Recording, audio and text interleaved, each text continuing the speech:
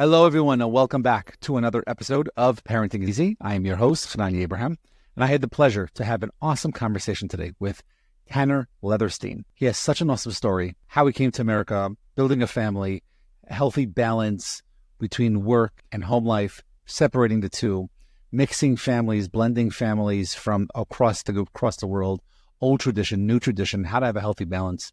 Such a great, well-rounded conversation. I really hope you enjoy it as much as I enjoyed recording it. And as always, please like and subscribe wherever you listen to podcasts. If you have any questions, comments, or concerns, please follow us on social media, or you can email us at parentingiseasypodcast@gmail.com. Enjoy the episode. So, Tanner, thank you so much for joining us today. And I know there's a lot for us to sort of get to, but maybe you could just give us a little background, where you're from, where you at right now, what are you up to, and a little bit about your family dynamics that you currently are in right now. Absolutely. Thanks for having me. It's a pleasure. I'm Tanner. I live in Dallas, Texas for the past 5 years and past 15 years in the U.S., but I was born and raised in Turkey. All my family's in Turkey. I was married in U.S. with a Taiwanese lady, and now we have 3 kids here in Dallas. All of them were born here after we moved from Chicago. I do leather work. I have a leather brand online, and that's like 7-8 years now. And on top of that, in the past 2-3 years, I've been doing social media videos informing people about leather and leather brands, and that's what keeps me busy every day, family and work. Yeah. And it sounds like, the leather stuff, I think, is actually where I sort of came to you and I'm being interested in stuff. And I want to sort of get to that. But, there are a few other things I wanted to sort of unpack. So you growing up in Turkey, your wife, being from Taiwan, how did you guys meet? And what was it that sort of attracted you to Chicago and then figuring out from there to go to Dallas? Well, we met in the school at University of Illinois in Champaign. I was doing my MBA, master's, and she was in her master's program for IT, information technologies. And my classmates were her roommates, and that's how we kind of ran into each other at some events, and that's how we started our relationship. And upon graduation, after a year of we dating, we moved to Chicago. We got jobs. I was a consultant. She was a consultant in Chicago. And just 3 years down the road, we got married, and the life started in Chicago. I wasn't very happy with my consulting job, my first corporate experience. I grew up making leather in my family tannery in Turkey, so I was kind of itching for doing something with my hands again. Even though my job was insanely comfortable, all my friends told me, "You're just stupid to leave that job," but I did. Went back to Uber driving. And eventually started the leather brand that I'm working right now with her support. And a little before our first baby was born in 2019, I remember like yesterday, this was like 2019, April 26th in Chicago. I'm going to workshop, and my dad was visiting as well. And it was kind of like the weather getting nice. And that day it snowed. April 26th. I'm like, no, and this is so many times happening. The winter is too long. And I was like, that's it. We're moving. I don't want to have a baby in this weather, 8 months of cold and snow. And that's how we came down to Dallas for 2 weeks, bought a home, moved right away, and had our first baby here.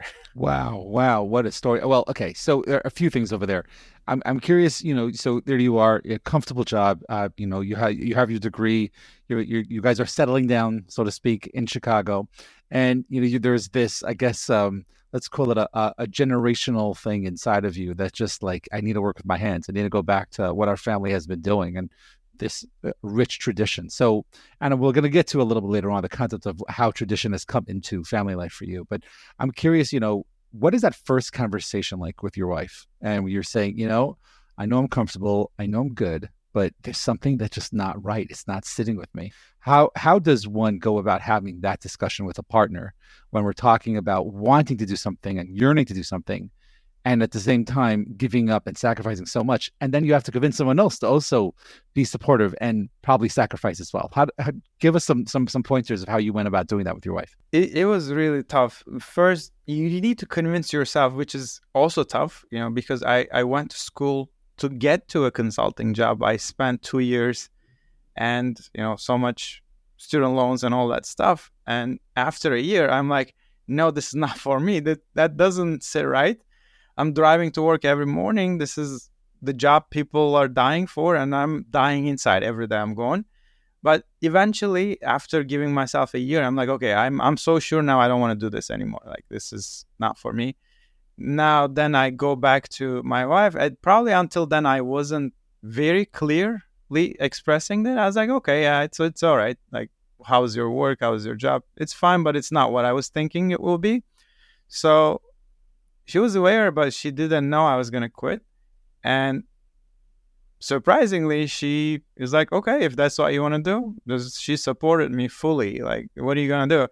I don't know. I'm hoping to go back to leather. I don't know where and how, but I will just start driving Uber just to, keep paying the bills and I will figure it out. And she was fully supportive. At first days, she was helping me cutting the leathers and creating my Etsy shop and making my orders shipped. Like, we started everything together. So I think I was very lucky to have that full support without any question. Like, why are you doing this stupid thing?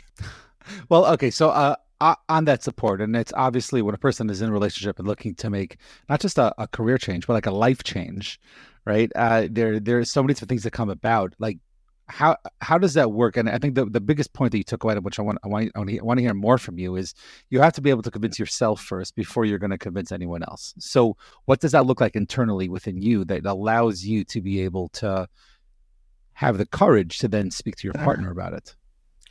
So I think the courage part was not really difficult. And I think it comes from doing so many things before all these jobs and experiences. US is my fifth country that I lived in. I grew up in Turkey, but I moved to China, did some stuff there, like import, export, 6 months. I was planning to stay there, then plans changed. My dad moved our tannery to Turkmenistan and he needed help.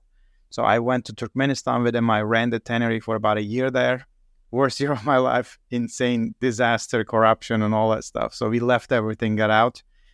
And then we did a similar partnership running a tannery in Armenia for a little over 6 months, again, with hopes to be there a long time, but things didn't work out. And I got a green card lottery coming to US in 2009, just out of blue.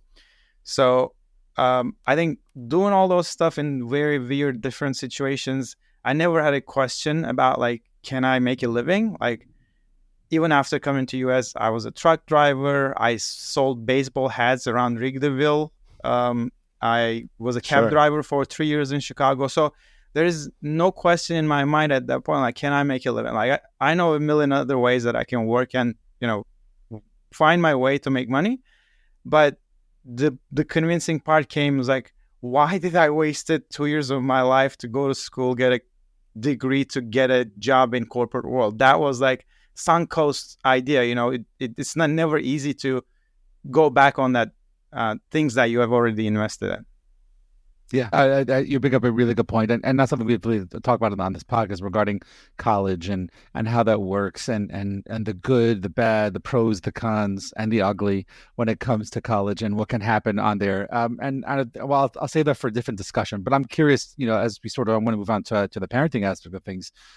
Was there something that you could say, you know what, this is what I took out of the college experience, that even though I may not be using that piece of paper that I got out of it, but I'm happy that I went because this experience or this piece of advice was something that I picked up from it? Oh, absolutely. I'm at this point, I'm 100% super grateful that I did that college experience. It's worth the time. It's worth the investment because, I studied business in Turkey in my undergrad college.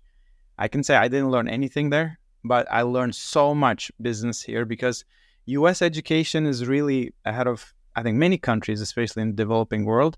When it comes to business marketing, this is the birthplace of all these concepts. And I was able to learn so much things that I wasn't aware before, even though being involved in business my entire life. So it definitely gave me an edge to be successful with my own brand. So I didn't know I was doing it to be successful with my own venture later on. I thought I was doing it for becoming a consultant. Now I know it's really helpful to create my own brand at this point, looking back. So I don't feel regretful at that decision at all at now. But it was a hurdle to make that quitting your job decision at the beginning. I'm sure it's around the time that you became a parent. Was it the similar time that you were also starting to work for yourself and building your brand, or is it like a little bit off years wise? Yeah, a couple years after we started the business, then we decided to have our first child. So business was on the way, and it's good. It's growing. We got good response. We were pretty happy with like how things are shaping. So parenting came a little after, but not that it made it any easier. It was a very hectic time. It's growing. There is so much demand in the work that kind of like work is trying to pull you in. But now you have a new baby, which is an entirely Priorities. full job. So yeah, Yeah. that's how it made it complicated. So how did it change things for you being an entrepreneur, working for yourself? And I think when you work for yourself, the thing that people don't realize is that it's the ultimate 24/7, 365 job when you work for yourself in that sense. And which is something that resonates with me based on what I do and the way I run my business. But at the same time, when you throw in an amazing, well, here we will call it throwing a wrench into the pile that sort of changes things. It's a beautiful wrench and it's an amazing one. So I'm sort of curious to hear from you. Like, what was that balance like of having to now have a new shift your priorities and now create your work world around your family world? I am very grateful that my wife actually trained me before this baby, like probably in the first 2 years of 3 years of our relationship and marriage. I was a workaholic, like influenced by my father, which is like work, work, work. There's no limit on anything, and the work is a priority. And I was like that. I was thinking like that. I remember this huge fight we were having with my wife in Rome. We were on a vacation, but I'm trying to answer this Amazon customer, which is insanely ridiculous. Sometimes you get these customers, they're always right and with all the ridiculous reasons. And I ruined our entire day, beautiful day. We're trying to, enjoy this vacation. And we had a huge fight. I'm trying to answer some stupid questions. And at that point, I realized, like, what am I doing? Like, this is really not worth it. And after that, I tried to take a better perspective on like where work ends, where life starts, and relationship, all that priorities. I first time realized that you need to understand and establish those borders between things. And before the baby came, I was way in evolution towards this. At this point, I am completely like, you're absolutely right. You're having your own job could be a 365, 24 hours thing if you let it be. But right now, I am 9 to 5, 5 days. I don't care what happens. I don't answer my phone. I don't respond to emails. I don't look at my social media. Like, work is done. I'm home. I'm home. I don't care. I don't have a business at home. So, but I'm trained by my wife by, I think, very significantly before the baby, which helped a lot. So okay, so obviously, I think it comes out saying when we're looking to have that work-life balance, having a supportive partner is probably one of, if not the most important things. But you also said another key word over there, which is if you want it. Like Yes. you have to also want to make that separation. So here we'll call it 9 to 5, or it could be 8 to 4, or it could be 8 to 6. Yeah. Whatever it is that you Choice. consider your business day, and you could do 8 to 6, 4 days a week, or 9 to 5, 4 days a week, not 5 days a week. Really up to you. You have to want it, which I think is the key thing of what you're saying over here, Tanner. That you need to be in the mindset of I'm going to do this. So it's not that, well, okay, we'll see what happens when it does, and we're going to we'll figure out how to divide all the chores at home that come along with having a family now. And obviously not just regarding the child, but then there's also home stuff as well. There being a homemaker involves not just one person. And while we could have spouses that could be superwoman, but at the same time, there's still a certain amount of things that could be a priority for the other partner, and to make sure that they're doing those things. But you have to want it. I think that's the key thing that you can say, that I'm hearing you say, that is really, really important. Now, that being said, there still needs to be certain, I think the word I was thinking of before is boundaries.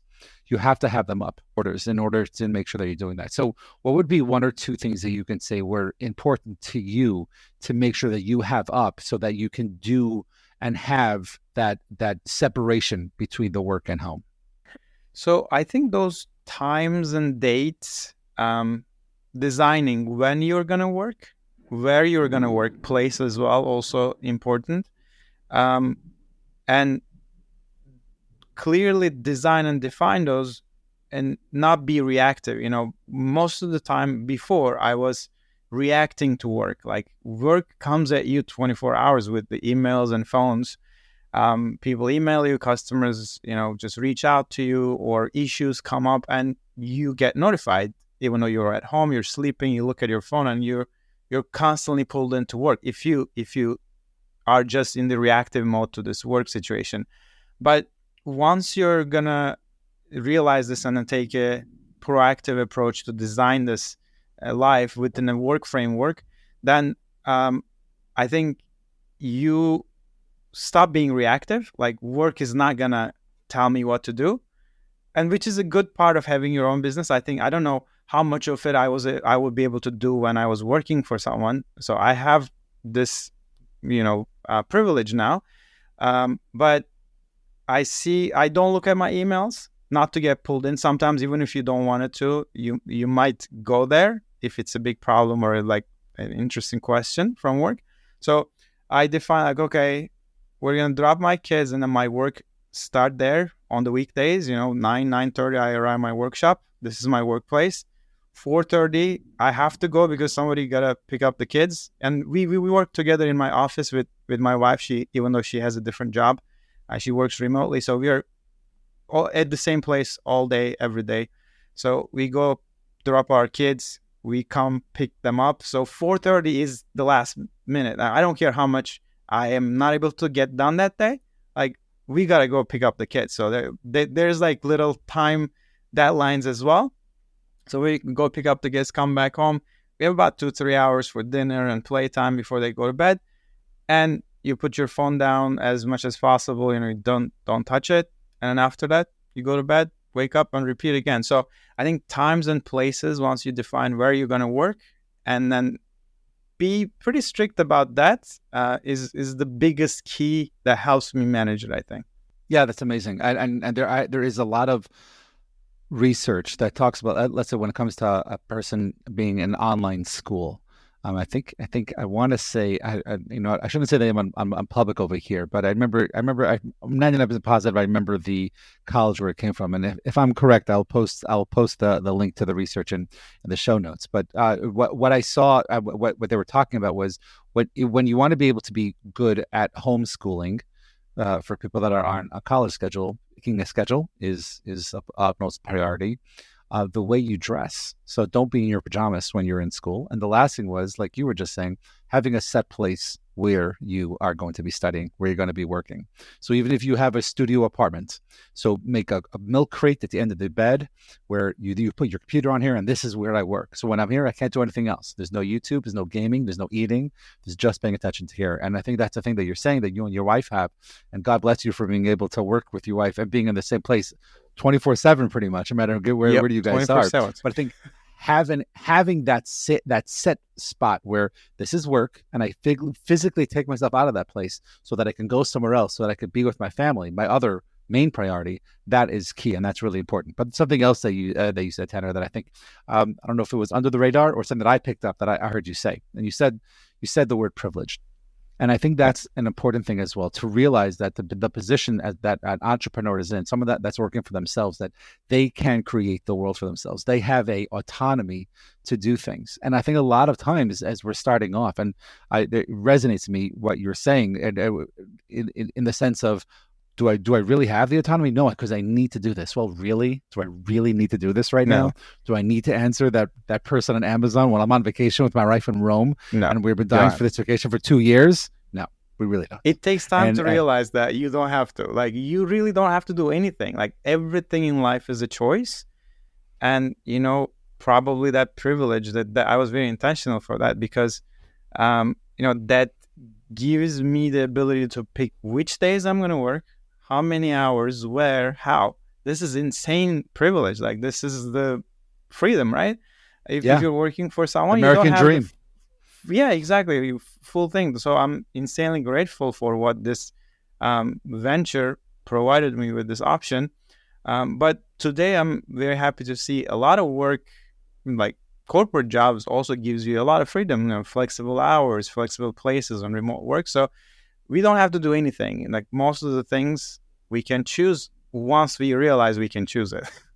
Yeah, exactly. And I think sometimes it's sort of like when you give a child sometimes, like whether it's a bigger piece of chocolate or like this big scoop of ice cream, like, wait, this whole thing is for me. And like their face like lights up and all the endorphins are like going crazy, like, wait, this is for me. Like I have this whole thing. Well, the first time I remember taking my oldest, who's now 16. I remember taking her to a toy store for the first time. It's like you felt that shine with that heaven light of come walk in with her. It was like the most Right. amazing thing in the world. And I think when we're able to say that to ourselves, it goes so far regarding us realizing that I have control over this. I can make my schedule. I can create a balance, which I want to talk more about a little bit. But Yeah. I could create that so that I have my priorities.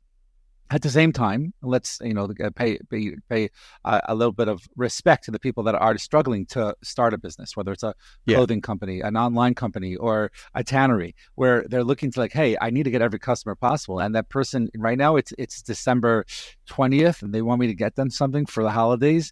Yeah, I'm going to work hard because this could be potentially my biggest order. So I want to Right. do it, but it's also my daughter's birthday on the 22nd. So what am I going to do? So I'm sort of curious to hear from you when it comes to really having that ambition to do everything that we possibly can to run the business. At the same time, having those priorities. How do we go about making sure that we're dealing with it in a way where the things that I need to do are being done properly, but yet with respect to what my priorities are? So, great question. I don't think I know the answer. I feel like, in the recent years, I'm kind of detecting a pattern that started to work out better for me, and it has a little bit more spiritual philosophy behind it. Um, when I was a very workaholic-minded person, I was also very ambitious, and that continued a little longer than my workaholism, I would say. I was still ambitious up until 2, 3 years ago. I'm going to do this. Whole business is growing. I'm going to even get bigger teams, do better things and make more sales, even though I wasn't working 80 hours a week. But I realized a lot of those things that I wanted to do didn't work. It actually led me to make a lot of mistakes rushing with that ambition. I waste a lot of time, money on initiatives that didn't grow, that didn't go anywhere. It kind of took me back. And at some point, I realized the problem was the ambition. And I took a step back. I shrink things down. It took me another 2 years to, come back and calm down from those aggressive growth ambitions. And surprising thing happened with that mindset. Like, when I dropped the ambition, I was trying to follow, okay, what I feel like I want to work right now, what's going to make me the happiest. And somehow priority, we always have more than we can do as entrepreneurs, right? Like, you have a 20 item list, but 5 of them is pretty important. Of course, you have to take care of, but I try to be very conscious of what's going to give me the most pleasure. And I put that a little bit more, time allocation than others, which turns out in very unexpected, surprising ways, it yielded miraculous results, growing the business further than I could ever think of. So social media came out of projects like this, and it grew my business in insane ways that I was trying and failing miserably in the past 3 years with my ambitions. So when I started listening my inner guidance, like, what am I passionate about working on this day, this time, right now, that really started producing surprisingly good results without me planning for it, without me like being ambitious for it. So I don't know how to explain it. Well, it sounds like, it's sort of, I'm thinking of, let's say, if a person is going to a chiropractor for an injury and it's just not cracking properly, or different parts of your back or something like that. And sometimes when you sort of take when you release and you sort of let the ear out of you, so it's sort of Yeah, it's the sympathetic nervous system that's sort of being more relaxed, and also you could get the crack in. So it's sort of like when you let go, then you could get the work done in a certain way, exactly. which I think Let is go in a is, way what you're saying. yeah, let go. Like let go and follow that, flow of things. Right. It doesn't change the passion. It doesn't change No, the ambition that you're talking about. But it sort of right. also allows you to sort of let it be instead of being rigid. It sort of allows the situation to be. And sometimes if you force it, it doesn't work as well. So It's let's exactly turn the that key. into into something. Let's say when it comes to parenting, where when you're trying to sort of get your child to do something, but when they don't want to listen to you because they want to do their own thing. So Yeah. I'm curious, in situations that you've dealt with, and now you have kids very, very close in age together. How do you go about making sure that each one gets the attention that they need, but you also give them the right to have their own autonomy when it comes to making decisions, but yet also doing the things that they need to do? Right. So again, it's tough. I'm learning as we go now. The third baby just arrived 3 weeks ago, and Wow. my older older kids are almost 5 and 3 right now. So I'm trying to be cognizant of their needs and my approach to them. The older one is a little bit more independent. He's not that cuddly type of kid. But the middle one is very cuddly, affectionate. He doesn't care about watching TV like his older brother, but he wants to come play with you. So, and I end up being playing with him because he demands on the times that we're home time. But I also was like, okay, now I'm not playing with the older one that much because of this guy demands it. And now like, okay, let's go bring the brother in too. Let's turn off the TV. He doesn't, he watched enough. He chose to watch, and we let him until that time. I'm like, okay, let's go figure out a game, invent a game, and we all three can play. I want to make sure, he's not only doing the things that he likes, but also we're having some family time. He gets daddy and mommy time too. And then now with the newborn, of course, there's another demand open over there with the little kid. Gotta give my wife a break. Just handling the baby for the most part of the day. So definitely, it's a tricky thing. Constantly checking in my brain. I was like, am I on a balance here? Am I playing too much, or am I doing too much for this one and then not the other ones? So it's a learning thing. Oh, for sure. And I think that learning never changes. And what I hear from my parents, that it still doesn't change, even though the four of us are in our late 20s and 30s and 40s. So, I think it's something that it is a constant. And I'm curious, as you talk about, having a relationship with your dad, working with him at one point even as well. What was your upbringing like in a way of things of what you saw, and how are you applying that to what you have now? Very different. I mean, I have great parents. My dad helps us with the work, with his, guidance and experience. My mom was a housewife and just taking care of us. And we didn't see much of dad when we were growing because it was all work. He was traveling. It was, day and night, just at the tannery. So work never ended. So we grew up not much playing with the dad at home. It wasn't kind of that traditional, family structure in Turkey. The dad worked and mom is the housewife, takes care of the kids. It's absolutely nothing like that with us here. We're 24/7 together. We do everything together with my wife. Work is same, home is same, everything is divided. And kids see both of us equally. So it's quite different. And I'm happy that it's different. Like, I'm not actually regretful or sad that I couldn't spend time with my dad. I was actually enjoying a lot the time that I spent with him at work. He was very passionate taking me to work. I was in the tannery with him like 5, 6, 7 years old. And when I was 11, he told me like, why don't you go get 5 sheepskins there and then, make your own leathers to make your very first leather jacket. And that's how I got into the leather business. And it was like a game for me at the beginning, and it became a life passion that got me today. So I was lucky from that perspective. Like, that was Dad's world, and he got me in with him playing very early on. That's how I played with my dad at the time. But it's different with mine today. It's with my kids, with my life. But definitely, I think I like this more. I don't want to take my kids to work to have them spend time with me in my context only. So I think we're trying to do this age appropriate with my wife as a partner. Now they're kids that needs to be home. They need to play. They need to watch TV. They need to do this, and we do that with them. We're different, and I'm happy about that difference.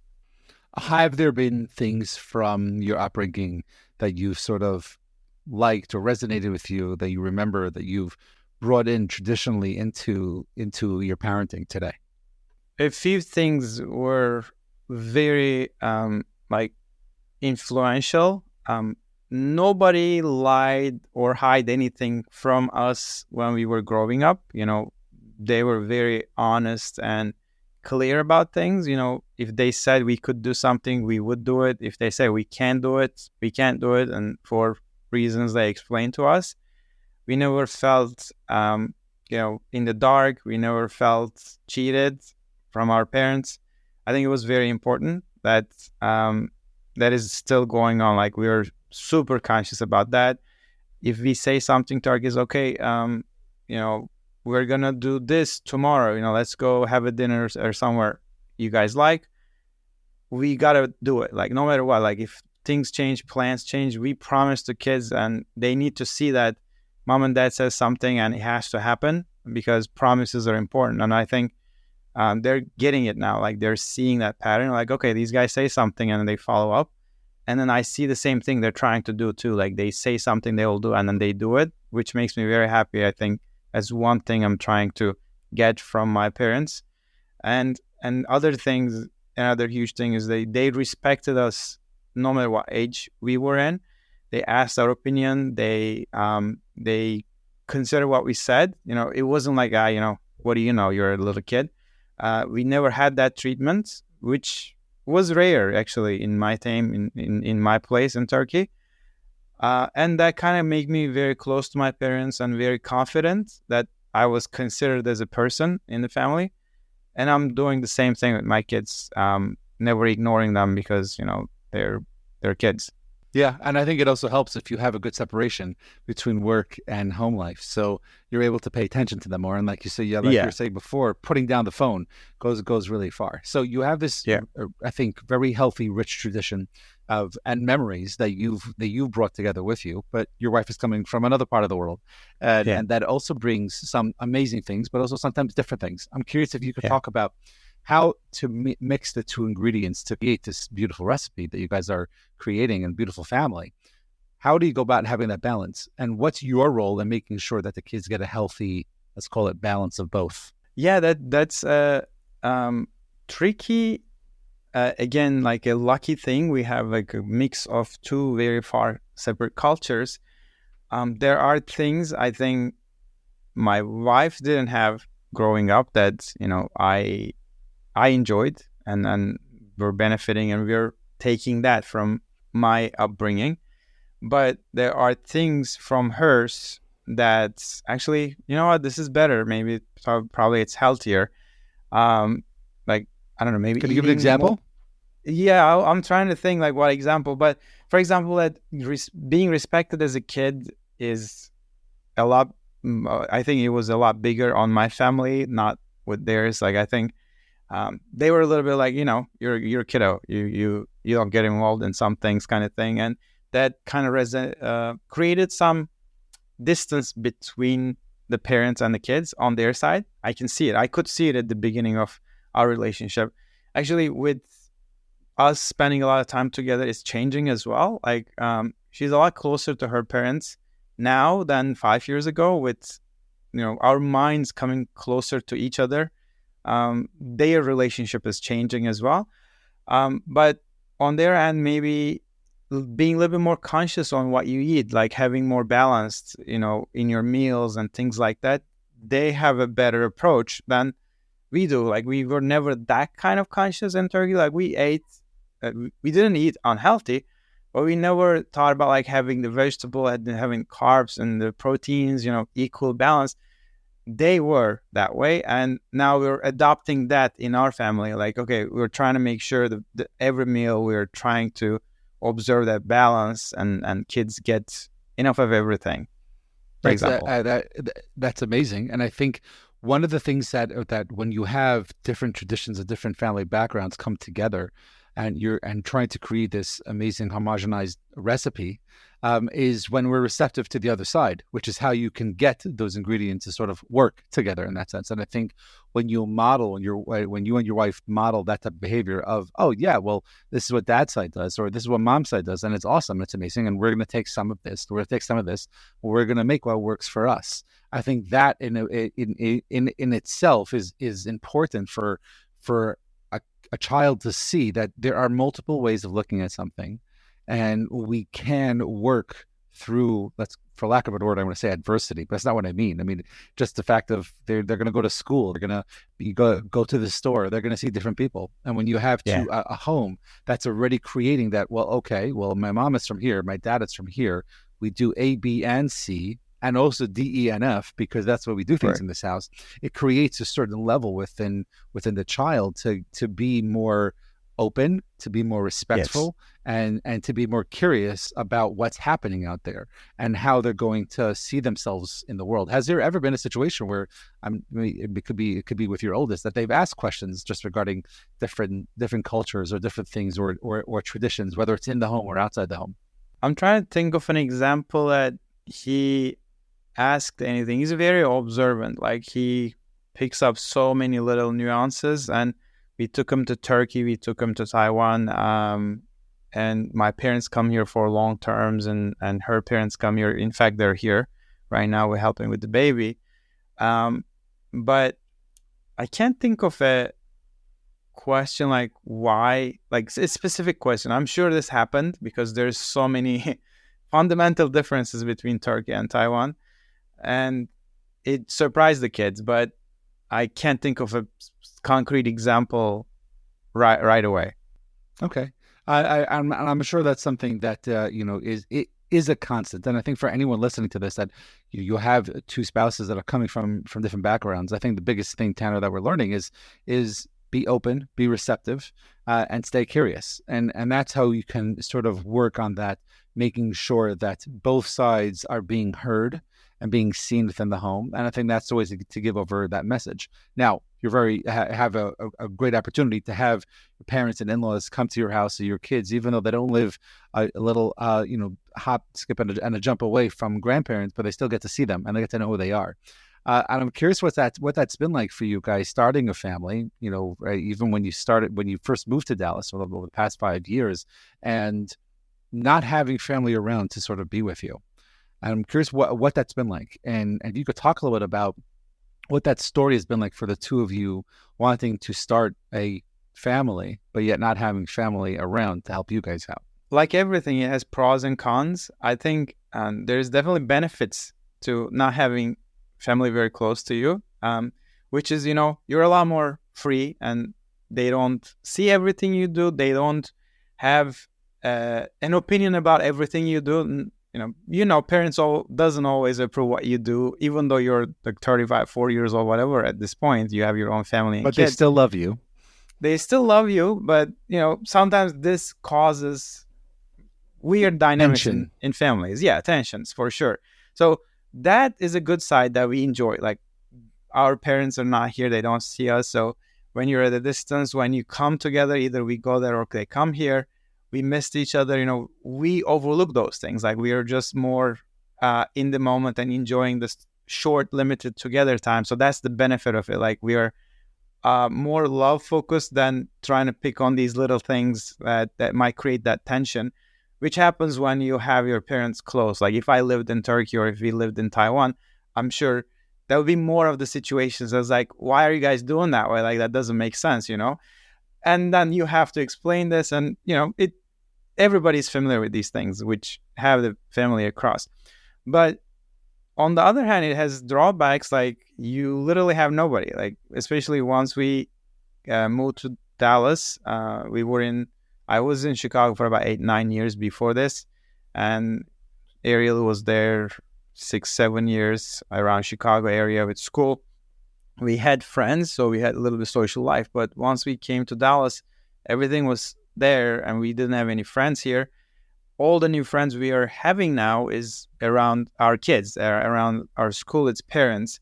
If anything happens, God forbid, you can't have a parent to call it, hey, can you come take care of the kid? And then I have to go do this urgent thing came up. Like, we don't have a support structure like that. And it's kind of little uneasy. Thankfully, we never needed a help like that so far. And we were lucky enough that my parents and her parents had the flexibility and freedom to come here 2 months at a time, 3 months at a time. At some point, my parents stayed here 5 months when we had our first baby during the COVID time and all that. So we had that kind of support. Wow. 5 months. Yes. I love my parents and I love my in-laws, but 5 months, I gotta say, Tanner, you should get well, maybe your wife should probably get a bigger reward than you, but you should get a reward for being able to have in-laws in the house for that long. And I think it's I think it is a blessing to have family and to have that, to have that support.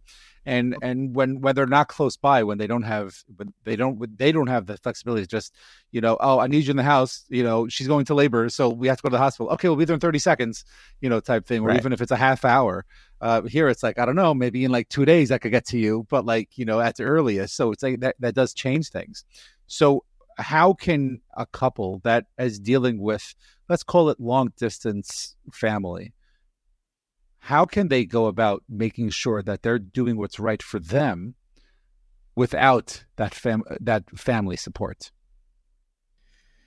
Oh, that's a very tough question, which I may not have experienced, luckily, because anytime we needed help, we were able to tell either my parents or her parents to, hey, we're gonna have this third baby now, and I was like, okay, when are we coming? They ask us like the due date 2 weeks before they arrive.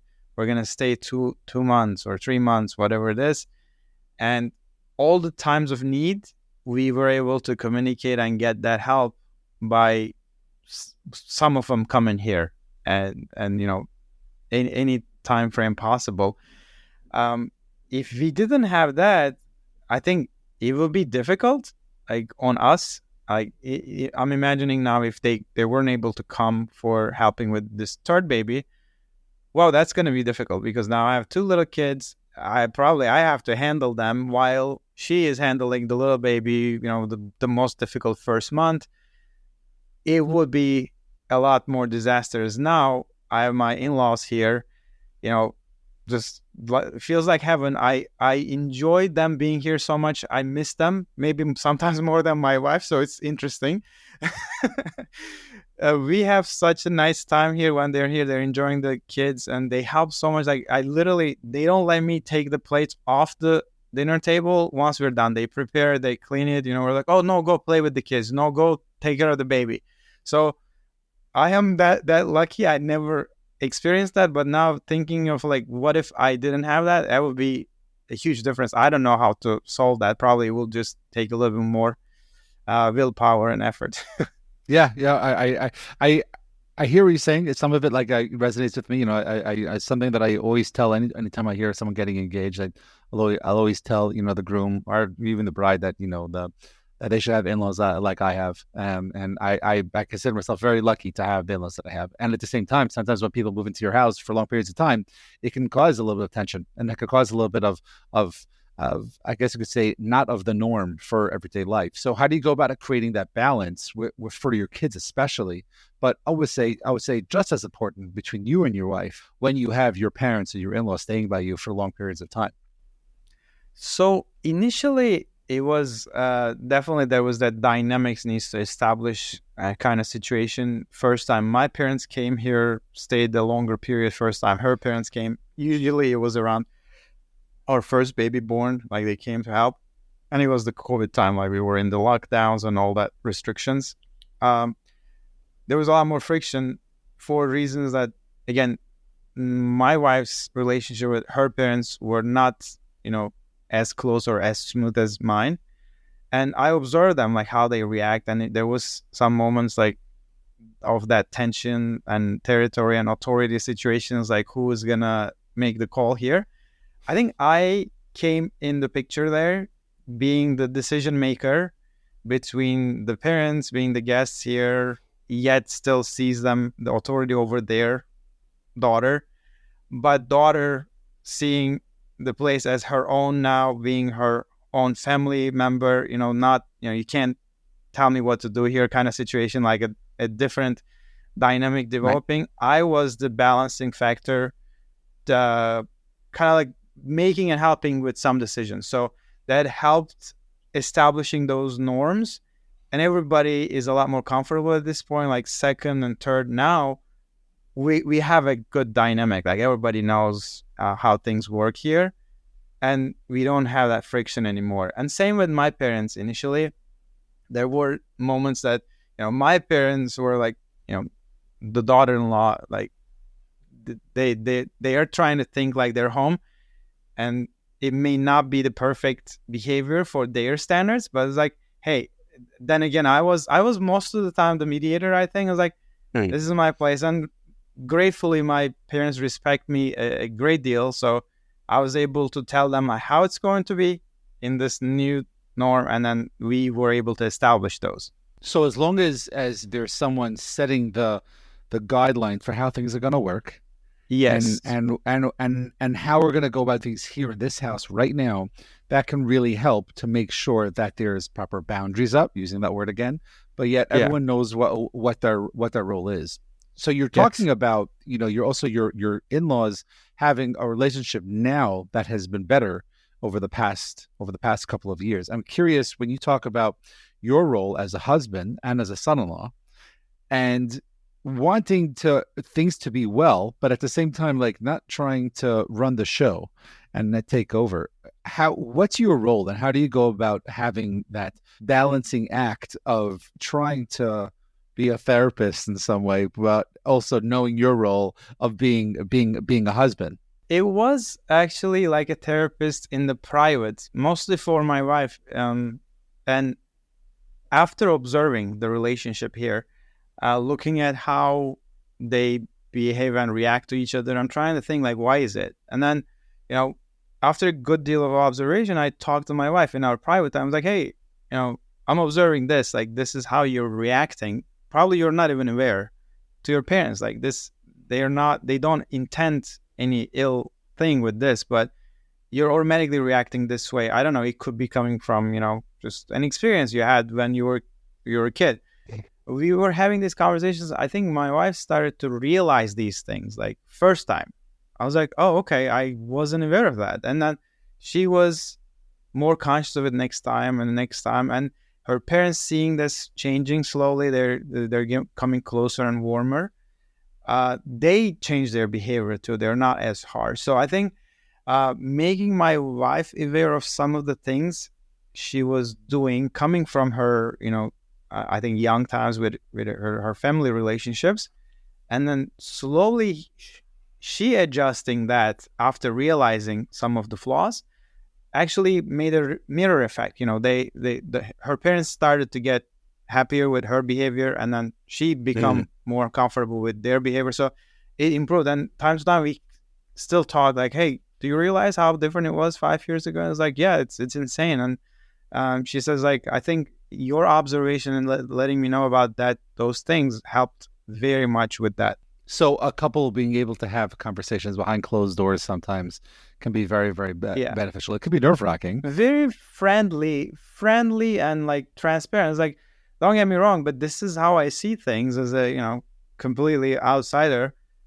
I just want to let you know, like, I'm not saying you're wrong or you need to change, but this is how I see it. If you want to give it a try, maybe you will get a different response from them. Yeah, I love that, and I think just by the fact that you're putting it out there, not in a I'm looking at like a critic, or is someone Yeah, that's just like, you're doing something wrong, and they're like pointing out every single little detail. That's not what you're doing. You're coming from a place of, hey, honey, I noticed this. Let's have a conversation about it. And you can tell me to go jump in a lake, and all right, fine, no problem. I'm here. I want to talk, but if this is not a conversation you want to have, or you're okay with the way things are, I'm going to leave it alone. But I think by you having that engaging and friendly conversation, like you're saying, I think that's something that yeah, is really important over here. And again, I think a lot of it also has to do with upbringing that you had with your parents, and having that respectful relationship that sure. allowed you to have a certain version of self that can go ahead and really be of help both to the family, from the recipe that you guys are making together, you and your wife, and at the same time as a whole regarding the family tree, which obviously your parents and her parents are a part of. I'm curious, as we sort of wrap things up over here before I have some rapid fire questions, are there other pointers, are there things that come to mind that that we started talking about in this conversation, but at the same time that we haven't talked about when it comes to having different nationalities, different backgrounds of people coming together to start a family? Any other pointers or something that comes to mind that you think is beneficial for us to be talking about for a minute or two over here? I don't know. Two things, like very clear advantages I see having two nationalities, husband and wife, the spouse's side, is one, the kids get an immense benefit of language. Now, they speak three languages. They speak English, Mandarin, and Turkish, without even they realizing it. Like they just automatically switch languages between people they're talking to That's automatically, amazing. which is crazy. I love it.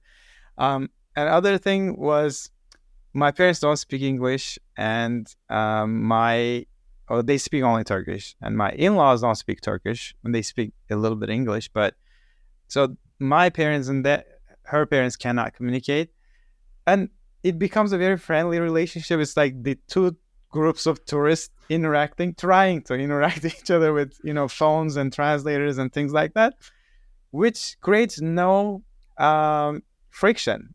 I would say it's all about fun and laughing and having things. But I see, especially in the Turkish culture, uh, they both speak Turkish, and then they're like all into each other's business and face. This creates all sorts of problems. I've seen friends get divorced because the parents cannot get along. So this was another benefit I never expected having. It's unbelievable hearing it that way. I usually heard the opposite, but to hear you say how the relationship is better in some ways because of the lack of communication, because they've had to learn how to communicate differently. And I think that's really what's key. And I'll tell you what comes to mind. I remember going on a hike a little while ago, and it was through this like a rocky trail, and seeing these gorgeous trees with their roots growing inside the rocks, and how those roots come out because you need to get water from somewhere. They need to solidify itself in the rock somewhere, and these the I want to call it artistry of how those roots looked in their surroundings, which wasn't in any soil, was absolutely gorgeous because they have to survive. They have to do things in order to go ahead and Right. make sure and get the nutrients that they need. And I think that's what you're saying, Tanner, is that your parents and in-laws had to figure out how to get along because their kids are their legacy, and they're going to be hopefully, and like you are with three kids, continuing that legacy. So let's figure out how to do this. And even though there's a language barrier, but it doesn't mean there's a communications barrier. And they figured out Yeah. how to sort of get along and have a relationship from opposite ends of the world. Well, not really opposite ends of the world, but from different places, in the sense that Yes. they need to go ahead and have a connection, have a communication, which I think is a wonderful lesson. And then for you to go ahead and see it, and to have that experience is got to be something that is obviously very unique, but I think at the same time something that could be really, really helpful for how you view communication and how you view relationships. And that's something that I think you can pass down to your kids as well. But I think that the language as well, having your kids speak multiple languages, is obviously something that I think all of us wish, and unfortunately most of us Americans don't have that amazing opportunity. But hopefully that's something that you guys take advantage of, and they Oh, continue absolutely. to learn those languages. So before we have the rapid fire questions over here, Tan, I'm curious. Tell us a little bit about where people can find you, the work that you do, and what you're up to right now. The most popular place to find me and my work is the social media, easiest place. Tanner.Leatherstein. Just like the name on the screen, there's a dot between. On TikTok, Instagram, and I have a YouTube channel. The same at Tanner.Leatherstein works for all of them. TannerLeatherstein.com is my website currently under my Pegae, which is my leather goods brand, hosted under that website, which I write about my leather product reviews from all kind of brands, top luxury houses from Louis Vuitton to Hermes. If you're trying to learn a few things about leather and leather brands, you might check out those things. I would highly recommend it, and that's where I actually found Tanner in the first place. And this has been an absolute pleasure. As we sort of finish up over here, I'm curious if you can think of someone in history, and it can't be a family member, that you would feel comfortable to have as a babysitter for your kids, dead or alive. This person, who would that be? Oh, okay. The first thing comes to mind is like uh, an Eastern tradition philosopher. I think Gandhi. Not that I know Gandhi or history like immensely, but the things I know about the mindset and philosophy, that's the people I like to have my kids get exposure to. Oh, awesome. I love that. We have never got that answer here on this podcast. So I love, especially hearing something for the first time. That's really awesome to hear. I'm curious, is there anything that you would recommend for people to either listen to or to follow or to read that can help them in their, whether it's parenting or relationships that they are currently working on? I recently discovered this author, Gabor Mate. I think Gabor Mate. I mentioned Yes. this in our earlier call. Hold On to Your Kids is the book I really love. He has more than one books, but that book probably was the most influential book that I run into in the parenting circles, and I'm trying to get exposure to this man's ideas and philosophy on parenting. I absolutely recommend checking that out. I'm Yeah, not there yet. and the author that he wrote together with, Gordon Neufeld, is also phenomenal. I'd highly recommend his stuff as well. And not without giving away the whole book, but Gordon was someone that actually worked with one of his kids, and that's how they built a relationship. So that's how they sort of got to where they are. And I think you can find them on YouTube. I'll try to Yep. post a link in the show notes for the book as well. Highly recommend it, and that's a really really good choice. The last question for you over here. I'm Yep. curious if, thinking about you being a parent, 5 kids, of three, family of five, and, having there's so many different things on your plate and having this juggling act that you've been really trying to do the best that you possibly can. If there would be a everyday mundane superpower that you would like to have as a dad that would benefit you as a parent, what would that be? Being able to live without a smartphone, that would be a superpower today if I could, which is that's why I'm calling it a superpower. I don't think it's possible now, but I would love that. Like that would make things a lot easier. That makes perfect sense. Tanner, this has been absolutely amazing. Thank you so much for your time today.